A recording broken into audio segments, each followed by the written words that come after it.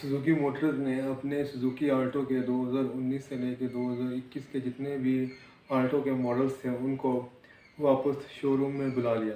अस्सलाम वालेकुम, मेरा नाम है मोहम्मद फरहान जाहिद और आप देख रहे हैं मेरा यूट्यूब चैनल। सुजुकी आल्टो ने अपने 2019 से लेकर 2021 तक आल्टो के जितने भी मॉडल थे उनको वापस अपने सर्विस सेंटर बुलाया है ताकि उनको टेस्ट किया जाए। आल्टो को ख़दशा है कि सुजुकी को ख़दशा है कि आल्टो के इन मॉडल में फ्यूल नेक प्रॉब्लम आ रहा है, जिसमें फ्यूल नेक को जंग लग के उसमें सुराख हो जाते हैं और उससे फ्यूल गिरने का और एक्सीडेंट होने का भी ख़तरा होता है। तो सुजुकी ने अपने जितने भी कस्टमर्स हैं जो 2019 से 2021 तक की आल्टो को ऑन करते हैं उनको कहा है कि वो करीब तरीन सर्विस सेंटर जाके अपनी फ्यूल नेक को टेस्ट करवाएं और उसको फ्री में चेंज करवाएं।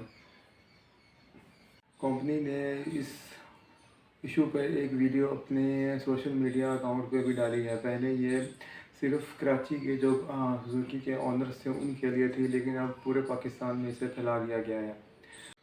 सुजुकी आल्टो में क्वालिटी का बहुत इशू है, इस पे बहुत ज़्यादा मसले सामने आ रहे हैं। कुछ दिन पहले एक सोशल मीडिया पे एक वीडियो भी वायरल हुई जिसमें आल्टो का पेंट सही नहीं किया हुआ था। उसके बाद एक और कंपनी के ऊपर एक शख्स ने केस किया कि उसकी आल्टो एजीएस का जो गियर बॉक्स है वो ख़राब हो गया है, लेकिन उसकी वारंटी को डिनाई कर दिया गया।